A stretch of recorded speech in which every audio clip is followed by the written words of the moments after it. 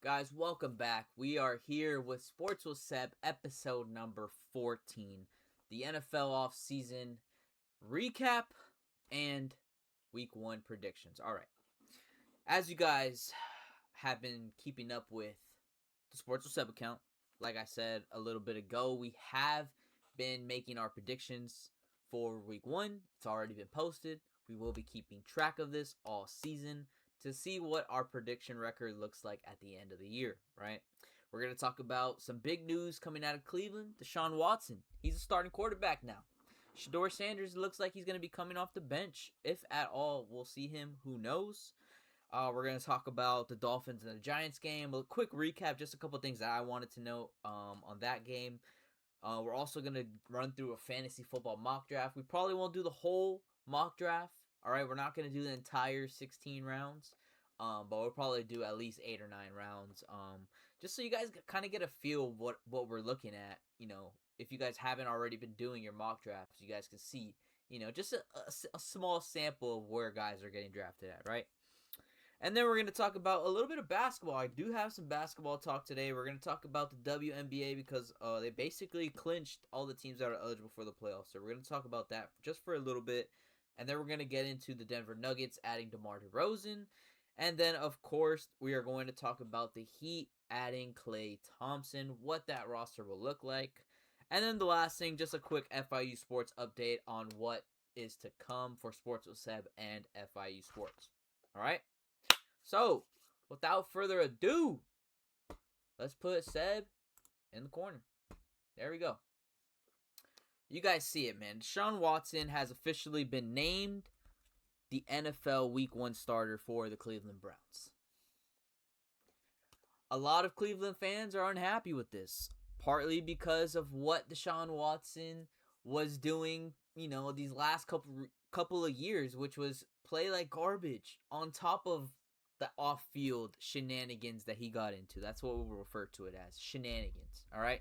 This guy hasn't looked good since he put on a Texans uniform, guys. Let's be honest here, right? But when you look at what else is in that QB room, Shedeur, Dylan Gabriel, the rookie Taylor Green, you really don't have a whole lot to work with.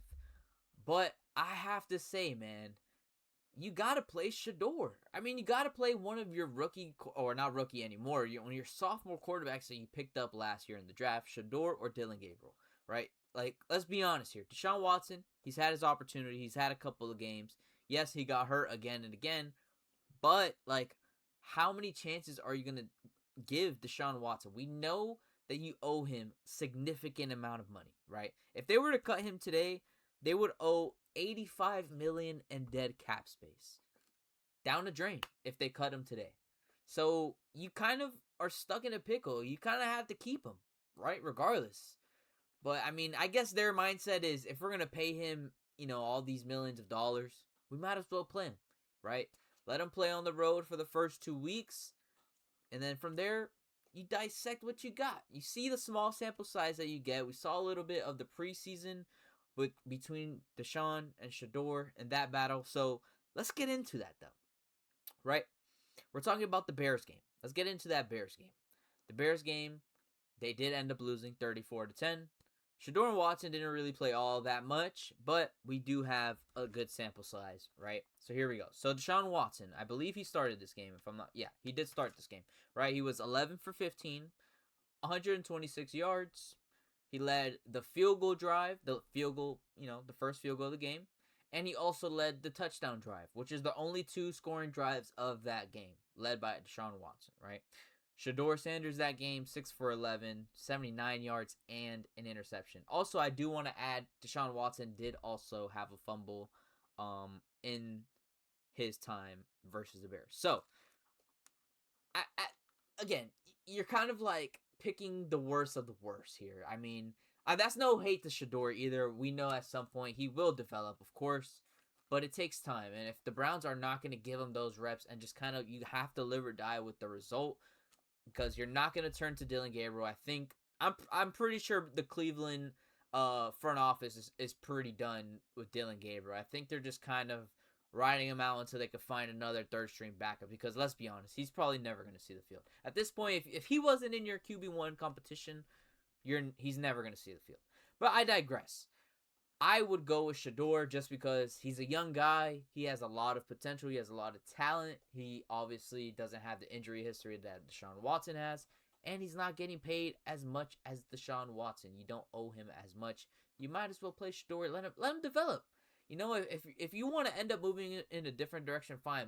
Let Shedeur showcase his talent to the rest of the NFL. At the very least, right? Anyways, the next game, right, versus the Buffalo Bills, their next preseason game, the Browns, right? Here we go. This is the stat line, right? They did lose that game 31-7.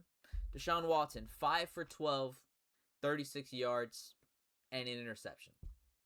Kind of wet the bed there on that one, right? And then you look at Shedeur, 9 for 11, 74 yards, 1 touchdown, also an interception.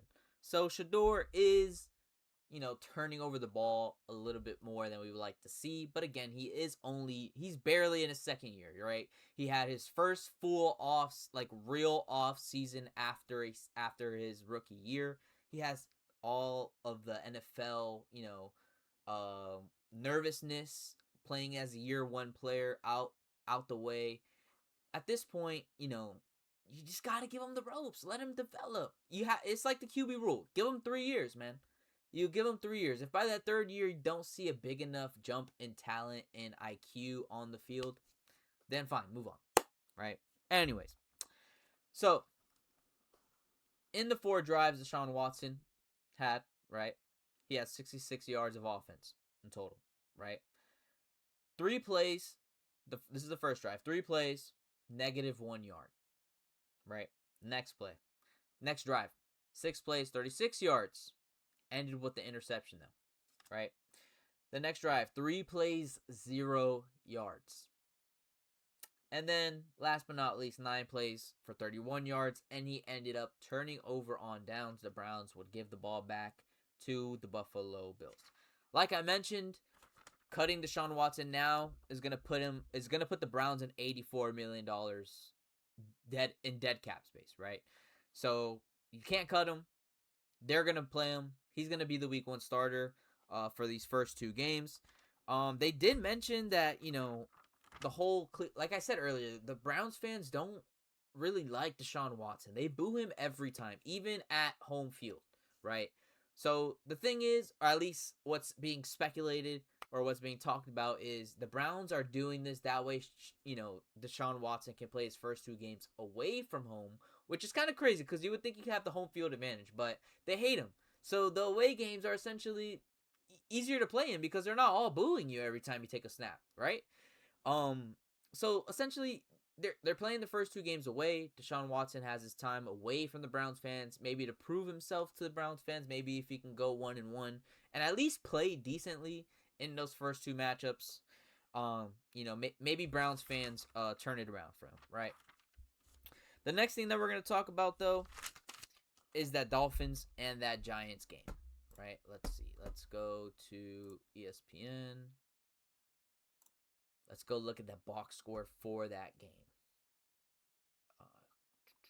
Yes, the Dolphins did lose. They got their ass handed to them. It was 26-3. It was not great whatsoever. That looks really small. That's what she said. Here we go. The one thing, actually, let's just pull up this. This is good enough. If you're watching on Twitter, sorry, bro. I mean, I don't know what you want me to tell you. I can't fit everything in there. That's what she said. So make sure you come on Twitch because that's where we're streaming on. Here we go. So, couple things to note. Again, this is gonna be very brief, very quick. First thing, we had no Devon Achane, right? There was altercations in the joint practice between these 2 teams, leading up to this matchup. A couple of guys got into fights, and honestly, it's because the Giants D-line just had their way, man. It really didn't look good, at least from all of what I'm seeing from the reporters that were covering those practices with the Giants. The Giants' defensive line is deep, right? Their depth is insane. They're were killing the Dolphins offensive line. And that's saying something, because I thought the Dolphins offensive line looked pretty good in that practice that I went to not long ago. Caden Proctor looked like he's been there for a while. Patrick Paul looked good. So you had guys that looked good there, but they just, you know, AI viewers, streambook.com. What the? I don't need no AI viewers, bro. Anyways. So yeah, that Giants defensive line basically is OP, and they really showed it in this game too. You guys can see the Dolphins only had 50 rushing yards in this game. They really didn't have much going for them offensively, which is another thing that we'll get into. But back to, I'm gonna go in order on my list. So the Dolphins, the defensive edge position, completely up for grabs. I think aside from Chop Robinson, the other side of the edge pretty open. Basically you're fighting for a starting job at DN if you're in Miami Dolphins camp right now. So I would just keep an eye on that. See where that goes. Cam Miller, he obviously started this game for the Miami Dolphins. I think honestly the third string position was really coming down between Cam and Mark in these last 2 weeks, and Cam Miller has just been, I wouldn't say light years better than Mark, but he has played, significantly better throughout this preseason games and in practice. He's been killing it at practice. So I do expect Cam Miller to be the QB3, probably the QB2, because I know Quinn Ewers is also banged up right now. So I don't know what his timetable looks like. But Cam Miller is probably going to be the backup for the Miami Dolphins come week 1 if Ewers is not ready to go.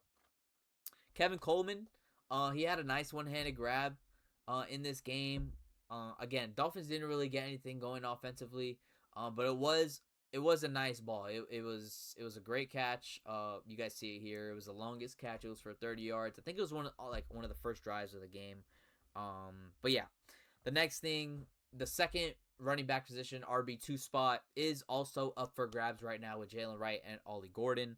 Ollie Gordon versus Jalen Wright. I mean, it's been going on all camp. It's kind of been back and forth. From what I understand, it looks like Jalen Wright was getting a little bit more of the edge because he is also able to catch the ball in the backfield, and he's also a little bit faster than Ollie Gordon.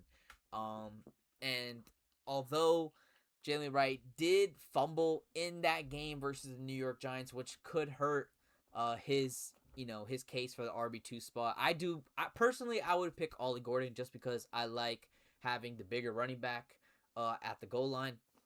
That's no diss to Devon Achane, because if he wants to get in a touchdown, he'll get in there. But I just think Ollie Gordon, the amount of speed that he has with his size, could be very deadly as an RB2 spot at the goal line within 5 yards, getting ready to score.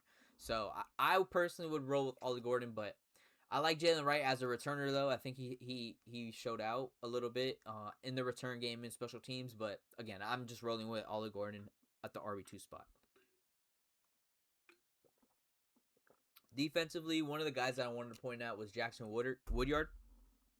He had 5 tackles in this game. He was, being disruptive as always.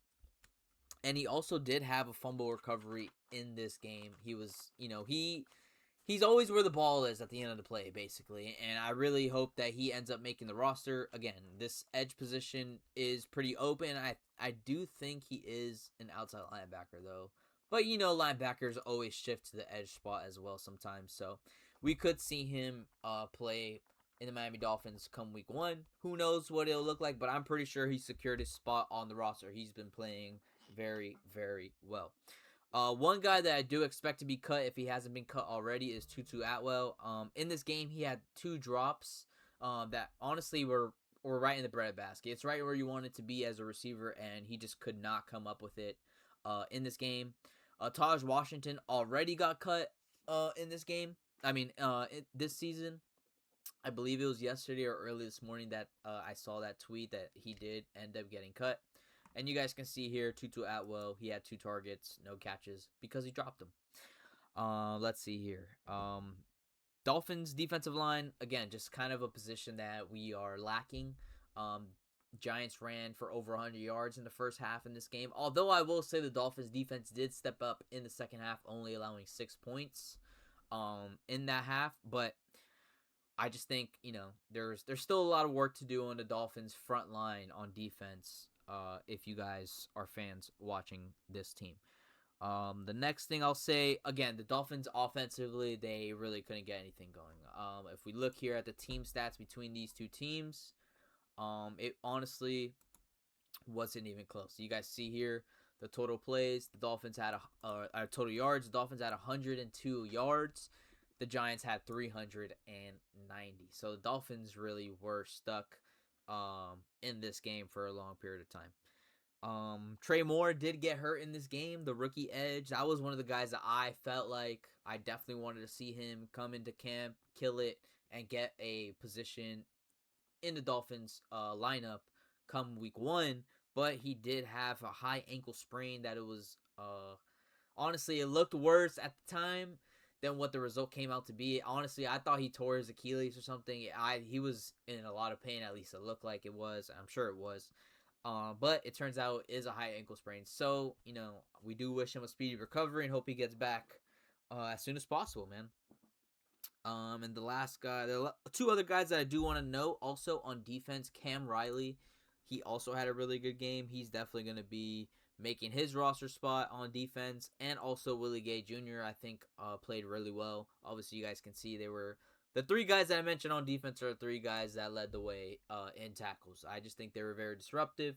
You guys see that they had a couple of tackles for loss. Jackson had the fumble recovery. I just think that these 2 guys really focused in on defense and it was where the ball was every play. So that's what you like to see as a Dolphins fan. At least now in this stage, you want to take the good out of what you can in this one. So, and now for a little bit of some fun. We're going to go into our pick'ems, bro. So, as you guys, heard in the beginning of this stream, we did post our week 1 predictions for the NFL games. So, I am going to go over them. I'm not going to break down in depth every single one, but I do have a little, couple sentences for each matchup, so I'll give you guys some insight on why I picked these people, right? So the first game, a Super Bowl rematch, right? The Patriots and the Seahawks will kick off Wednesday, September 9th. Who do I think will win? I think I have the Seattle Seahawks, man. I'm going to pick the defending champions to win this game. I just think, the Patriots, although they did improve with adding A.J. Brown, I think that Seahawks defense just has Drake May's number. I do expect Drake May, I wouldn't say to fall off, but I don't expect the Patriots to have that run this year that they did last year. I don't think they'll fall out the playoff race per se, but I don't know if I'll see them going to the Super Bowl. But anyways, I'm going to go with the Seattle Seahawks. They're playing at home. Like I said, Seattle's defense has just been on point, and I think, they don't want to lose on banner night, you know what I mean? So I'm going to go with the Seattle Seahawks for week 1 in that game. 49ers and the Rams, I am taking the Rams. They do have Myles Garrett. Will he play come week 1?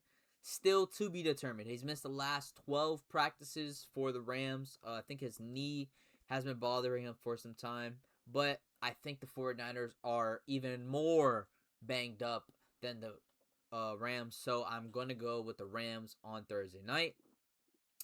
And then let's see, what else do we got here? I got the Bucks and the Bengals. Oh, wait. Did I write this out of order? Oh, man, I might have. That's all right. Falcons and Steelers. I'll just have to find it. Here we go. Falcons and Steelers. I'm going to go and take the Steelers offense in this one. I think they're much improved. They got Michael Pittman. They added Rico Dowdle. They added Jack Driscoll. On defense, they added Jamal Dean, Jaquan Brisker, Darnell Savage, Asante Samuel Jr. So a lot of DB depth has been added to that Steelers defense. Although I'm not a fan of the QB situation in Atlanta, I do think they made the right decision with Penix starting week 1. But I think Aaron Rodgers and Mike McCarthy, I think they're going to have a great year.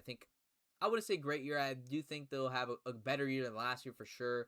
And I think Aaron Rodgers is back to having fun, honestly. He knows it's his last year, so I'm sure He'll be playing with an extra chip on his shoulder, but I do expect the Steelers to win that game.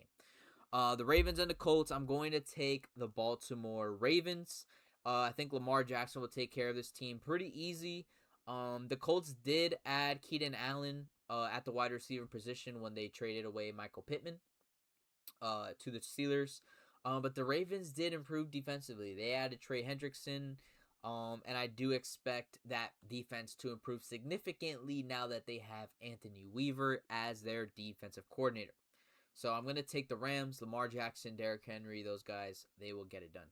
The Bills and the Texans, I do have the Bills obviously taking this game. I hate to say that the Bills will win a game, but as a sports journalist, whatever you guys want to call it, I have to be honest. So I'm going to take the Bills in this one. Part of the reason why I took the Bills in this game as well is because Josh Allen just became a dad not that long ago. He's going to have superhuman dad strength. Easily he's going to have a great season, by the way. If he's probably going to win another MVP this season. They also did add DJ Moore to the wide receiver position, so to play with Keon Coleman on the other side. They did also add Bradley Chubb and C.J. Gardner-Johnson on defense. A much needed improvement defensively because their defense last year was not all that great. Although the Texans did add David Montgomery, they did lose Jaden Higgins to a torn ACL not that long ago. I believe it was a week ago or so. But he should be back next season. And then obviously we do have Tank Dell coming back from his injury, and he's looking like he's ready to go. So, potentially a CJ Stroud bounce back year is incoming. Who knows? I'm gonna take yes because I think last season, wasn't his greatest, so I do think he'll be a lot better this year. The Bears and the Panthers, I took the Chicago Bears. I think Caleb Williams will have a tough matchup. Honestly, I think this one was one of the close ones. I really wanted to choose the Panthers, but I think the Bears, adding Kobe Bryant, adding Devin Bush, I just think they improved significantly. And then the Panthers, they added Jalen Phillips, they added Devin Lloyd, and they also added Darren Waller. The Bears, though, I think, again, they'll get it done on the road.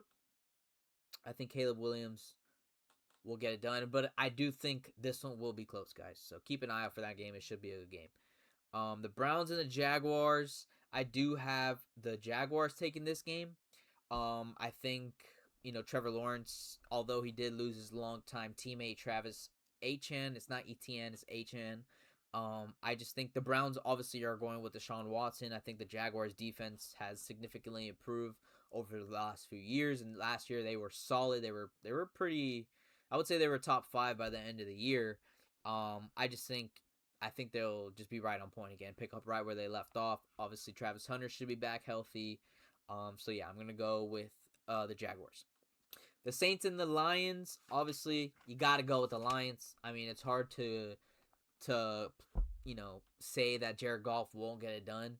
But when you're playing the Saints, unfortunately, I do think the Saints are one of the, worst teams in the NFC this year. But I do think the Lions will take this game.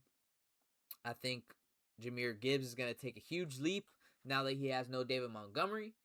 The Lions still need to improve defensively. We'll see how well they'll get together this season and be ready for week 1. But again, I just think that the Saints are not in any type of position to win anything. So I just, I have to rule them out.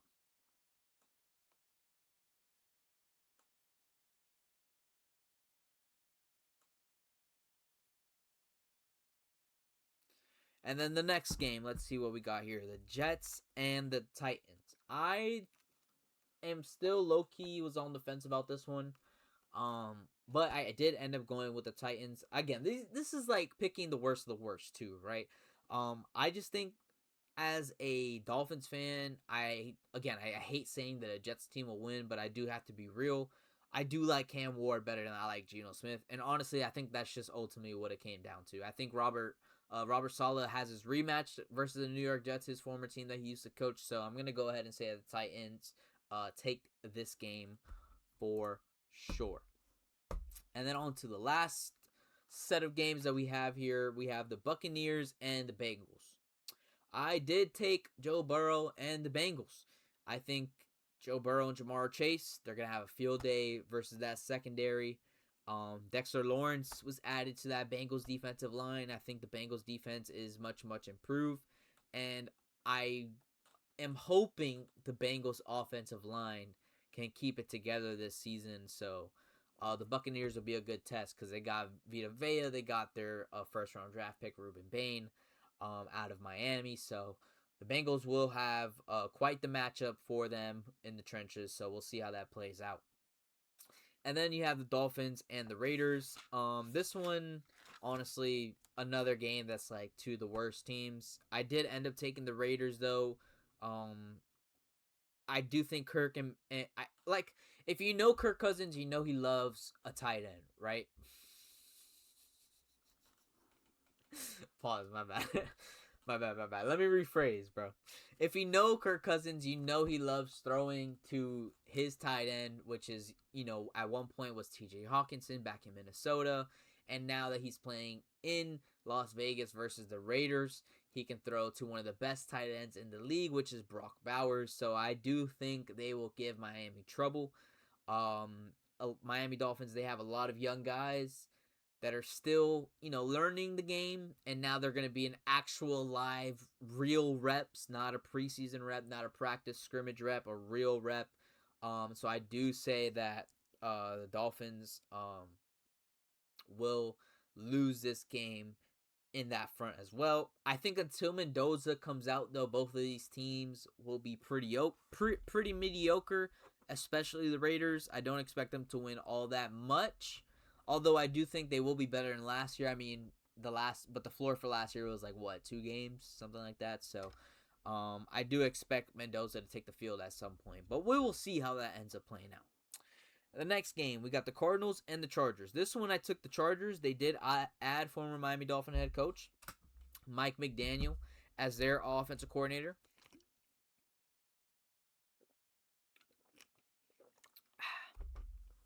So Marion Hampton, that running back room also is pretty deep. So I think they will have a really great year. I think Justin Herbert is probably going to have his best year of his career. And the Cardinals, well, they have Jacoby Brissett. And I think that pretty much ends that conversation there, right?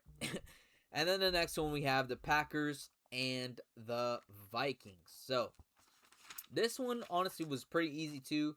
I do like the Vikings defense coming into this year, and I do like the decision to go with Kyler Murray. But I think Jordan Love will be able to get this one done. I think they'll have Tucker Kraft back week 1. I don't think, or actually I don't. I know that they won't have Micah Parsons come until the middle of the year. They did add Javon Hargrave, and they did trade for Zaire Franklin. So their defense also is much improved from last year. Again, Kyler Murray could have a great year this year with Justin Jefferson and that Vikings team with Jordan Addison, Aaron Jones, Jordan Mason, those guys. So we'll see how the Vikings play out. It'll be very interesting to see because they can go either way. They can completely bomb or they can have a great year. So although until we see more tape, I will be rolling with the Packers come week 1 versus the Vikings. The next game, we got the Commanders and the Eagles. So the Eagles, I expect to win this game. I expect Saquon to be back in Super Bowl form that season. I expect them to have a great year this year. They obviously lost A.J. Brown, so Devontae Smith will play a big role this year at the wide receiver 1 spot. They did also draft Mekhi Lemon, and they also signed Hollywood Brown in that wide receiver room. So we'll see how Jalen Hurts reconnects with his receivers and see if he can have a bounce back year. Because last year wasn't the greatest year either, but the Eagles still have a really great team together, and I expect them to make some noise in their division. The Commanders, obviously the division rival. They did add Stephon Diggs, and they drafted Sony Styles, the linebacker, at 7 in last year's draft, or in this past draft. But although I would also love to see a Jaden Daniels resurrection. Oh, what the hell happened here? Although I would love to see a Jaden Daniels resurrection to his prime form, I don't think it'll happen versus the Eagles comes Sunday. So, yeah. The next game, Cowboys and the Giants. Prime time Sunday night. We will see Dak Prescott take on the New York Giants with Coach Harbaugh and Jackson Dart. While I do think the Giants will be a fun watch this year, I think Dak is kind of like, I think Cowboys fans are on the fence about Dak Prescott's future. I think he has something to prove this year. They also traded for Sean Gary. They also drafted Caleb Downs, who has been great so far. So their defense is also much improved from last year, but can Jackson Dart and Malik Neighbors pull off an upset in this game? I don't think so. I think that duo will be deadly, especially with Harbaugh at the helm for that team. I just don't think it'll be this season, unfortunately.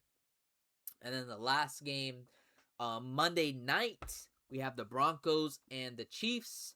I'm not one to bet against Mahomes, so I'm not going to. I'm going to say that he's going to win this game. I do love the Broncos adding my boy Jalen Waddle, my Dolphins GOAT.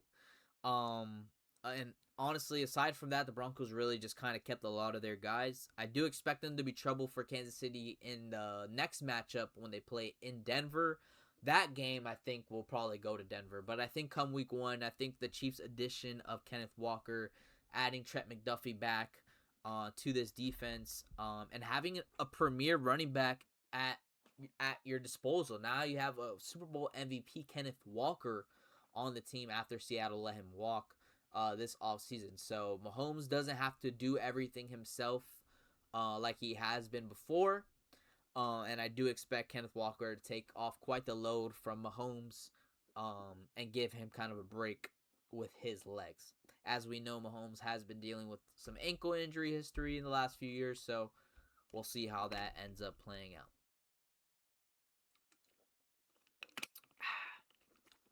But just so I can get my TikTok clip for later, we're going to run it down really quickly one more time. So my NFL Week 1 predictions will be Wednesday night, I will take Seattle over the Patriots. Thursday night, I'm taking the Rams over the 49ers. Sunday, I'm going to take the Steelers over the Falcons. I'm going to take the Ravens over the Colts. I'm going to take the Bills over the Texans. I'm going to take the Bears over the Panthers. The Jaguars definitely are going to win versus the Browns. Saints and the Lions, I'm going to take Jahmyr Gibbs and the Lions. Jets and the Titans, honestly, this comes down to the best quarterback, and I think Cam Ward is the better quarterback. And then for the other set of games, we have the Buccaneers and the Bengals. I'm taking Joe Burrow and Jamar Chase. I'm going to take the Raiders. I'm going to take Kirk Cousins and Brock Bowers over Malik Willis and the Miami Dolphins. I'm going to take Justin Herbert over the Cardinals. I love to see Jeremiah Love. I can't wait to see him play, but they have Jacoby Brissett at the quarterback position. It's just not going to happen. I'm going to take the Packers over the Vikings. I'm going to take the Eagles over the Commanders. And then Sunday night, I'm going to take Dak Prescott over Malik Neighbors and the New York Giants. And then the last game of Week 1, Monday night, I will be taking Patrick Mahomes versus Bo Nix and Jalen Waddle's Denver Broncos. All right? So those are those picks. And now it's time to get into the part that I've been dying to get to. It's time to jump in a mock draft right now. Let's see if we can snag one that starts at 7 o'clock. Can I join this one? Or is it going to make me reset? It might make me oh, okay, or not. All right, let's see. Is there one available? Ollie say 0 out of 2 members. Let's do this one. Oh, they're full. No.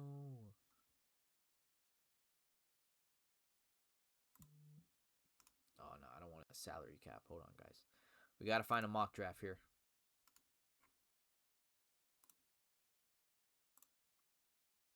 Oh, this is non PPR though. No, we need a PPR league, guys. Oh, now we're gonna wait 5 minutes. That's all right. Let's join this one. Bang. All right. Looks like we're gonna pick 8 with, which is honestly not a bad spot. Not a bad spot. We're gonna go ahead and try and get this set up here on Twitter so you guys can see a little bit better.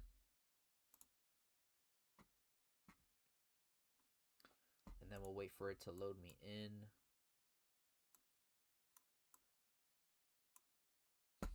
All right. I'm not going to give out too many of my secrets, though, because I know my family watches all of my content, and I don't want to give them my ideas. So I'm not going to, give every single little detail out. I'm probably going to, you might see me draft a guy that I probably would never draft when I'm coming into my real leagues. Remember, this is a mock draft, okay? I'm not giving out my secrets. So just keep that in mind if you're watching and you're playing in any leagues that I'm in. I might have deceived you guys with the rankings that I posted. Maybe that's not my true rankings at all. Who knows? Not you guys. You guys won't know. But we gotta wait 4 minutes to get into this mock draft. I guess we can very quickly run through the WNBA stuff, and then we can move to the mock draft. We're gonna do a little bit out of order, but that's okay.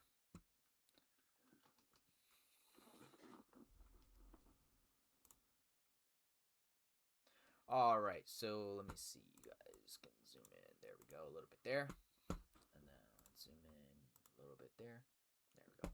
All right, so you guys can see the most updated WNBA standings. Before I recorded this episode, when I was planning the episode, we were still pending a Dallas Wings and Portland Fire matchup. Portland Fire were still in the playoff contention despite them being almost 6.5 games back, or 7.5 games back from the last 8th spot. But they weren't eliminated until last night when they did face off versus the Dallas Wings. So they were basically playing for a playoff spot, and Portland Fire could not get it done. They did lose that game 96-78. Paige Buchers, she had like 22 points that game. Actually, we could probably go to it really quickly just so you guys can see. Yeah, it was honestly a runaway game. At one point, Dallas was up by 26 points. You know, I think honestly what this game really came down to was the shooting. I think 3-point range was non-existent for the Portland Fire team. They shot just 28% versus the Wings 46. And honestly, the Wings dominated on the glass as well, as you guys can see. The turnover battle was even, but the points in the paint also did play a factor, and Dallas took advantage and outscored them in that department as well. So we do have our official standings in place, or at least our official playoff teams that will be playing in the WNBA playoffs this year. We got the Lynx at 1, we have the Valkyries at 2, we have the Aces at 3, we have the Dream at 4, the Fever at 5, the Liberty at 6, who won the Commissioner's Cup, by the way, the Mystics at 7, and the Dallas Wings at 8. Again, there's still a lot of time left in this season. I believe there's about 6 games left, maybe, left in this season for most of these teams. Maybe like 6 or 8 games. Depending. You know how the schedule is, very whack. But obviously, this, you guys can see how far back a couple of these teams are. So this is definitely subject to change later down the line. So yeah, that's just something to keep an eye out for if you guys are WNBA fans. Okay. And honestly, that was pretty much it. So we got about 1 minute before we got our draft here. Oh, 2 minutes actually. Let's see while we wait.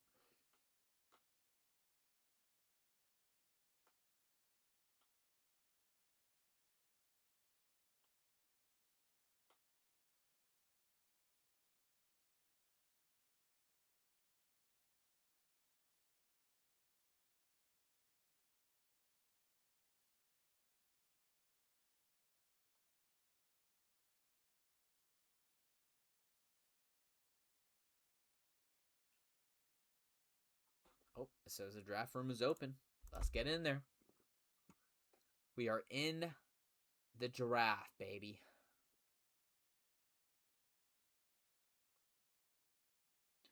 And yep, we are picking 8. Although I do see the auto pick on for 1 and 2. I'm not a fan of that, but hey, whatever. But yeah, man, let's go. I'm excited. These rankings that ESPN have very interesting. That's what I'll say. That is what I will say. The draft is starting in about 45 seconds here. We're picking 8, so let's imagine that these 8 guys are out. Who would we go with? Honestly, man, would it be crazy to just go Trey McBride? Would it be crazy to just go maybe Saquon? We do pick quite quickly after that pick, so maybe we can. I don't know. We'll see. Let's see what it looks like. I imagine that Gibbs and Bijan will probably just go 1 and 2 since the auto pick is already in place here. There goes Gibbs, and there goes Bijan. All right, those are expected 1 and 2 anyway, so I'm not upset at those two being auto picks. But I do see them auto pick for the rest of the draft, so that's going to be kind of lame. But let's see what Billy's best team is going to do here. He took Jamar Chase. Okay, expected. So far, we're in order. 1, 2, 3. Let's see what Dave is going to cook up here. Let's see. Honestly, we might be able to snag John Taylor. If he's there, I got to get him. JSN, he's gone. Ooh, okay. Took him a little bit early. Not a little bit early. I would take him top 3. But he's going at 4. Okay. I'm hoping Jonathan Taylor can drop.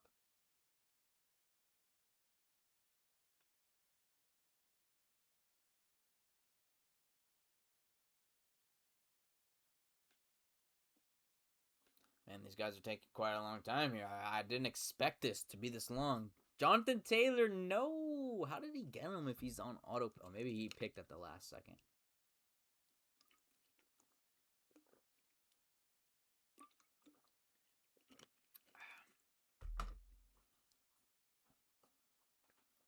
I mean, I'll take St. Brown if he's available, but maybe I can go St. Brown and then maybe I can go Saquon. Well, Puka's gone. Don't leave McCaffrey, though. You're going to make me happy. I have to draft him if he's there. Oh, okay. All right. All right, so let's go St. Brown.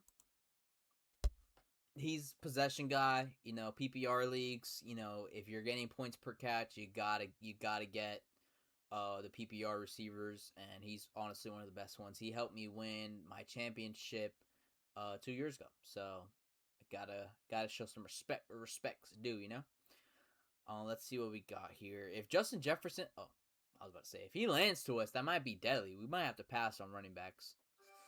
Okay, but we're back. We have another pick here. Do we want to go tight end and mess up the draft, or do we want to go Saquon and reach a little bit? We don't pick again until 28. So that could leave us with a few holes. Let's see. Let's take Saquon.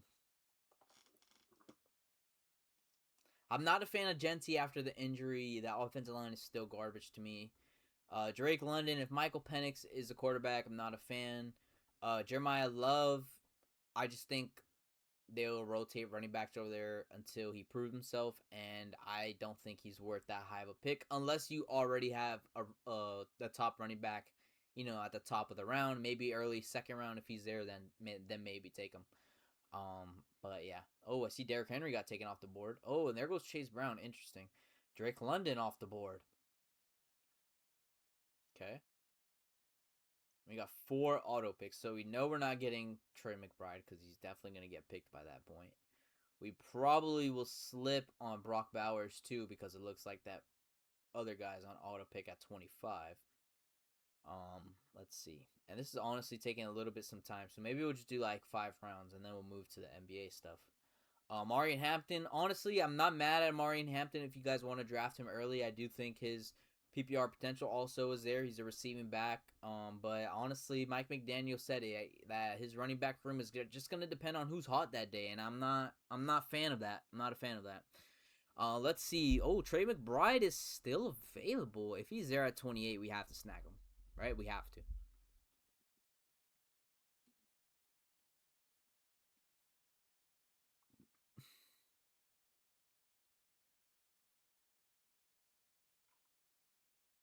Come on, Billy.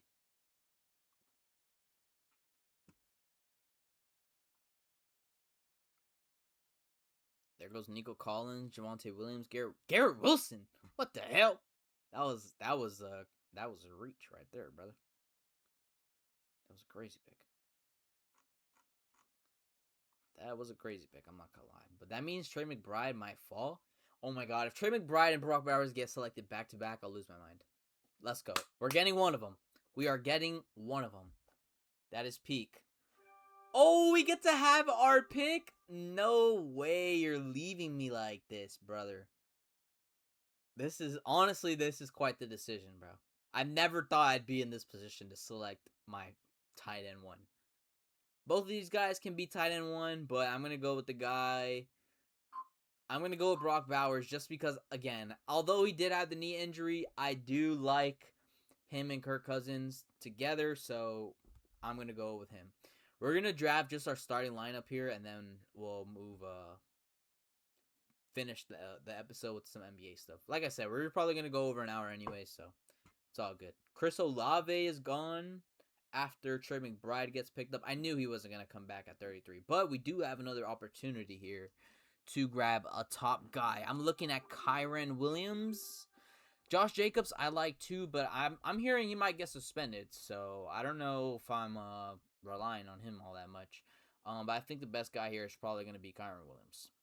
Week 11 bye doesn't align with Saquon. Should be good there. So we don't pick until 48. We're probably going to go receiver unless Josh Allen is available. If Josh Allen's available at 48, we're snagging him. Some of these tight ends that I like, let me see. I like Devontae Adams. I like Devontae Smith, who actually just got picked.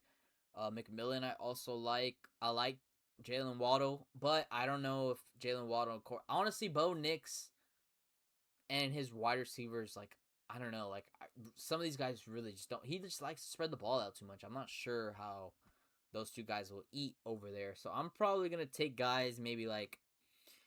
Definitely taking Lad McConkey probably over those guys for sure. Devontae Adams I'm probably taking over as well. Josh Allen just got picked, so we definitely have to go receiver here. I mean, I do have a flex spot. Can I have four? Ooh, if Bucky Irving is there at 48? Oh, that's an easy snag if Bucky Irving is there.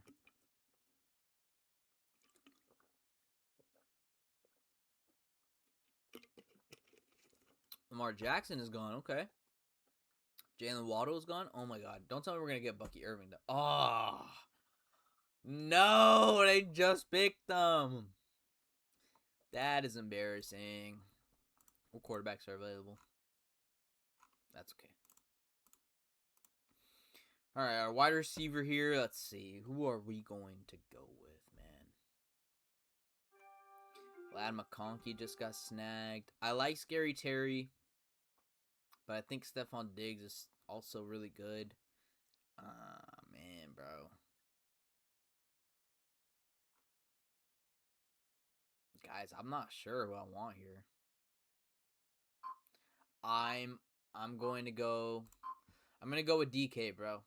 It's kind of hard to count out DK and Aaron Rodgers, especially now that they have Michael Pittman. I do think that opens it up for DK because DK is a clear number one receiver over there. So we're gonna go with him, and then we're gonna pick again at 53. Honestly, we might go with DeAndre. Oh, he just got picked. Let's see.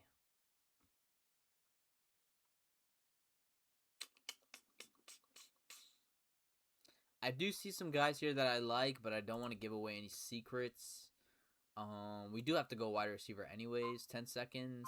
I'm gonna go with Parker Washington. I do think in Jacksonville he will likely be the wide receiver 1 ahead of Brian Thomas because Brian Thomas just hasn't been doing that well. And Jacoby Myers honestly could be another player that ends up taking that wide receiver spot too as well. When he got traded over there last year, he did have significant fantasy numbers that were improving versus when he was with the Raiders. So I don't mind that pick at all either. Tyler Warren just got picked too as well. I'm surprised Travis Hunter is up this high. Honestly, I don't see him taking a lot of reps out receiver this year. And then our quarterback that we're going to draft at 68. Honestly, we might just go Joe Burrow. If he's there. But we'll see. It'll be Joe Burrow or it'll probably be someone else that throws the ball 50 times a game, maybe like Dak Prescott. Remember, you guys are you just want opportunities for fantasy. You just want guys who have the opportunity to put up those points on the board. So, you got to look at guys like that. Ramondre Stevenson just got drafted. I do like the running back room in New England with Trayvon Henderson and Ramondre Stevenson, but that's kind of like a 1-2 punch, similar to what we saw in Detroit. So unless Stevenson has a fumbling problem again this year, I do think that'll be kind of a pretty split backfield, in my opinion. So we'll see how that goes. I'm surprised Joe Burrow is still on the board, especially after Jalen Daniels went. They took Drake May, Kyle Pitts, Sam Laporta, Scary Terry. Harold Fanning got drafted over those other tight ends I named. Jameson Williams finally is gone. That's a guy that you should also look at drafting, guys, if you're looking at a wide receiver 3 to add in your flex or something.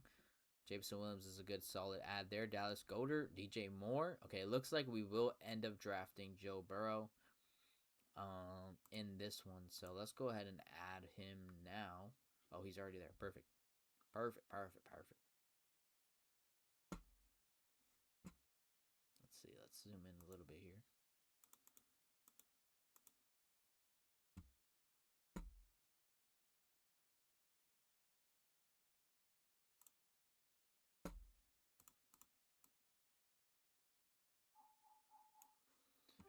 All right. Someone take Joe Burrow. Oh, they picked him right before me, bro. All right, well, personally, I wouldn't draft them this high. But we're just going to go ahead and take Dak Prescott just so we can round out the roster. And you guys can see kind of more of a finished product of what some fantasy teams are looking like, right? So you guys are seeing a couple of guys get reached for. You guys are seeing a couple of guys drop. I'm surprised that we saw Jameson Williams fall that far. But yeah, this is the roster that we got right now. We got Dak Prescott, Saquon. Actually, let's go in order that we picked them, right? So we picked Saquon at 8, and then we picked St. Brown after.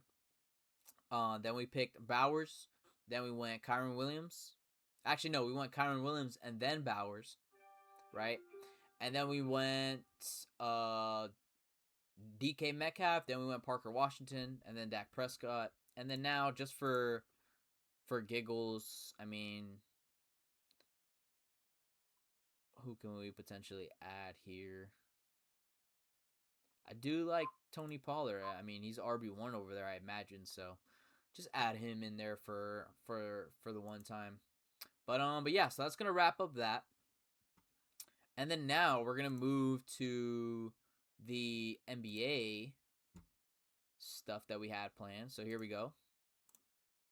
First things first, you guys have DeMar DeRozan joining the Denver Nuggets. He will be playing with the Joker. This guy honestly is still a scoring threat in this league.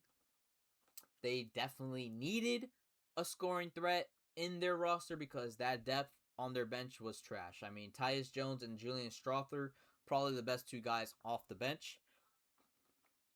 And DeMar DeRozan is a significant improvement to that bench unit. So for a guy that averaged 18 points per game last year, 4 assists, 3 rebounds, he shot 49% from the floor and 32% from 3-point range. This is the first time in 12 seasons that he's averaged less than 20 points per game in a season. So he's definitely still looking to score the ball, still looking to win a championship. I am a little bit upset the Heat didn't get him, but they did add another player, which we'll get into as well. But the Denver Nuggets, after they traded away Peyton Watson because for whatever reason they decided to move on from him, he's now gone over to Cleveland, and so they had a hole to fill off their bench, and they filled it with DeMar DeRozan. And then the next thing that we're going to talk about here is going to be Klay Thompson. Oh, that was one of Caleb Douglas's catches versus the Redskins. Versus the Commanders. Look at that. Boom. You guys see it? Nice. You guys see the Peyton Watson trade here. He's going to sign an extension as well with the Cavs. But yeah, and then moving on to the next important thing, right? Klay Thompson officially has reached his buyout with the Dallas Mavericks and will be signing with the Miami Heat. Our boy Ricardo was there at the Miami Heat press conference to introduce Klay Thompson to the Heat fans, Heat media. So make sure you guys go check him out. I have his at there on my latest tweet, so make sure you guys check that out. But what does Klay Thompson being on the Miami Heat mean? Well, this is what their lineup will essentially look like. They'll have Davion Mitchell, they'll have Tim Hardaway, Andrew Wiggins, Giannis, and Bam, more than likely being the starting five.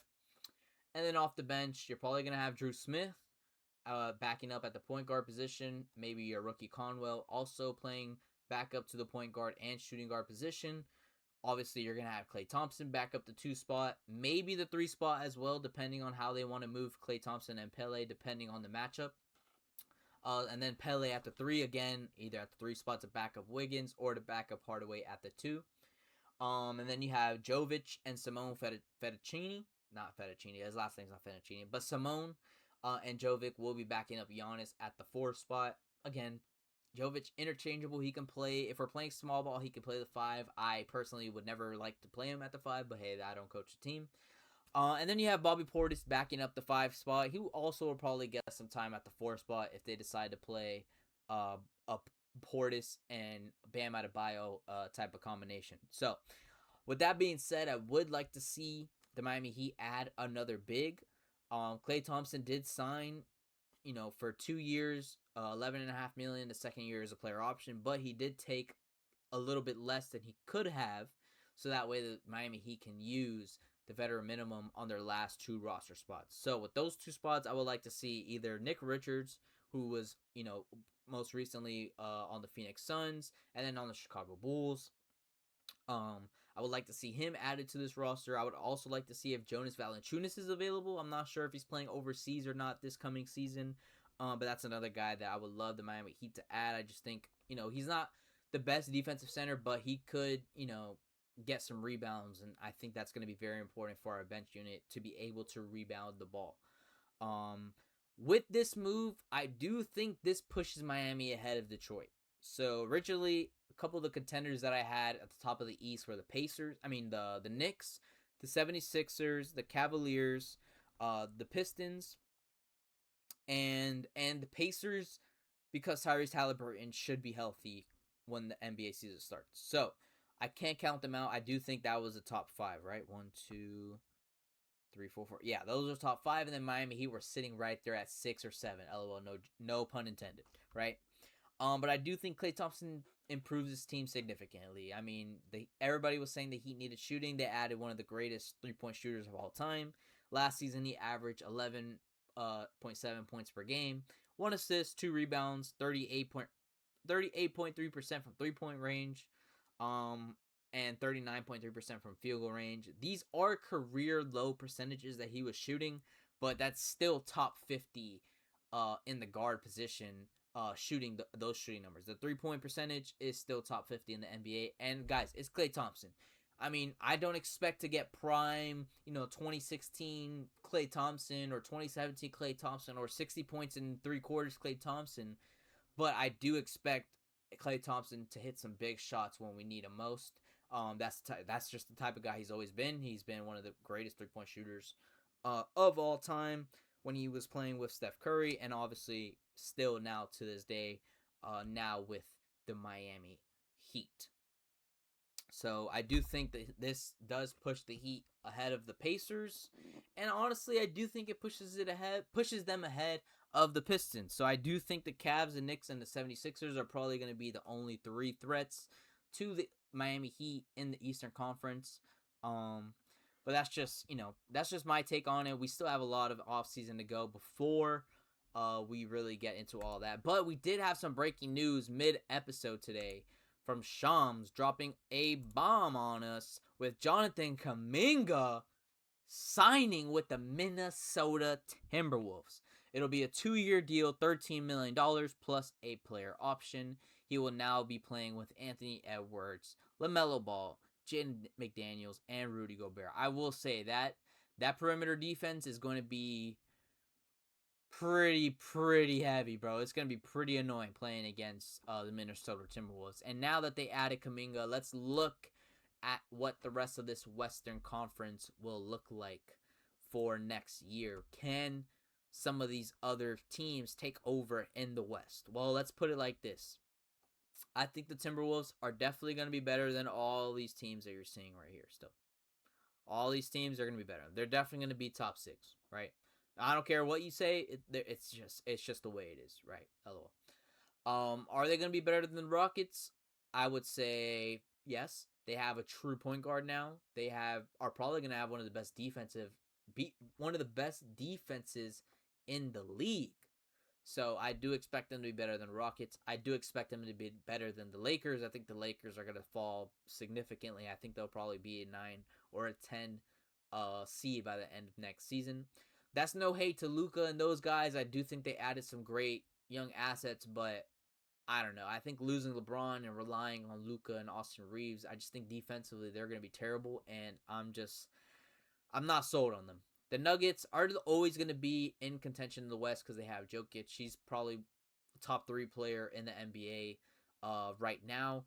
Obviously, obviously Victor and the Spurs are going to be a top 3 team.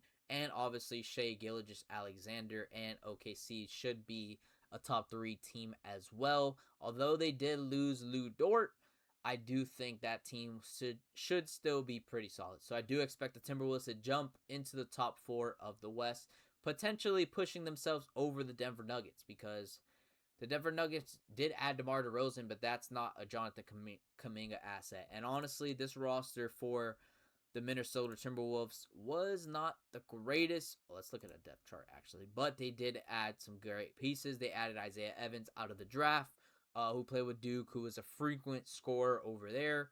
Obviously, they retained AU.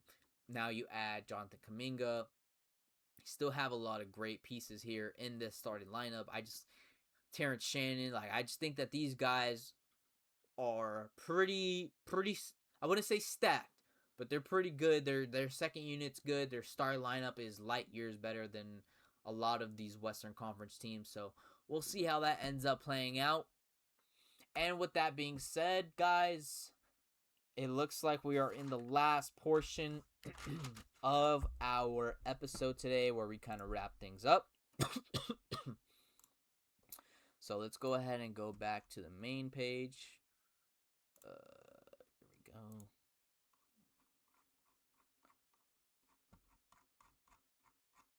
And then you guys can see here, my most recent articles that have come out. Yes, we are back with FIU women's soccer.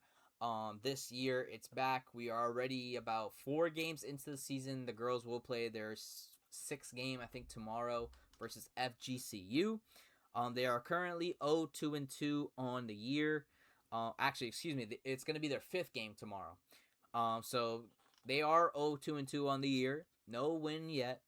They lost. Their 2 losses have come from top 5 teams in the nation. FSU, who was ranked number 4, and Duke, who was ranked number 2. They tied their last matchup versus North Florida. They were down 1-0 heading into the half, and a late goal by Madison Oliver, a freshman, coming in for her first career goal, tied it up. And again, they will be playing FGCU tomorrow for their next game. And moving on to some other sports for FIU, you guys saw it here a little bit ago. Corey Stevenson did find his way back to college. He was on the summer league team for the Detroit Pistons this past summer league.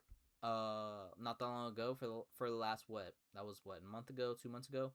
But he finds himself back playing his final year, I would think, in college at Ole Miss. So, looks like he will be playing for the Rebels.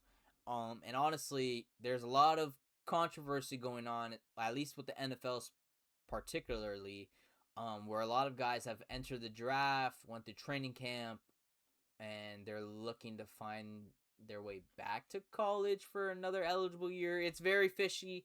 A lot of the big conferences are already voting against it, so we'll see how that whole mess ends up playing out.